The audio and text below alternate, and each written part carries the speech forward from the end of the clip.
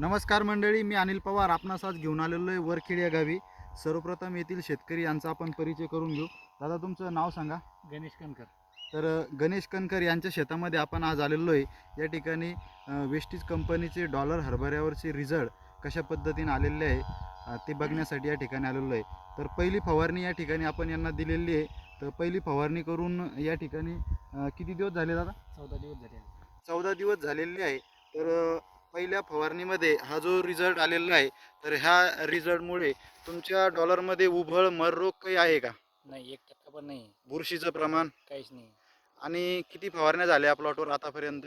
2 झाले. एक साधारण होती, फक्त बुरशीनाशक पावडर होती. हां, दुसरं काही नव्हतं. बरं. केमिकल हां, पावडर. आणि आपली वेस्टेजची किती झाल्या?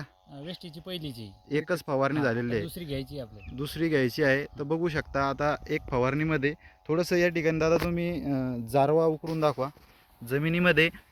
आपल्या जी फवारणी घेतलेली आपण त्या फवारणीमध्ये वेस्टीज कंपनीच्या गोडमुळं जमिनीत पूर्ण जारवा आहे. आता इकडे उकरा थोडीफार जमीन नवी ताजी.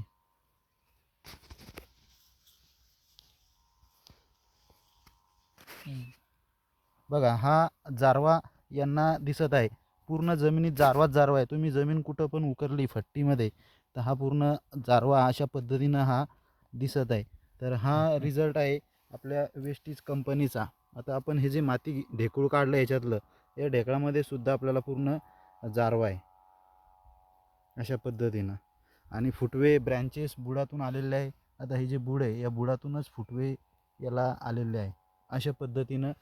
आणि हा प्लॉट पूर्ण अशा पद्धतीनं बनलेला आहे. म्हणायला हरकत नाही वेस्टीजचे पुन्हा एकदा जबरदस्त रिझल्ट. धन्यवाद.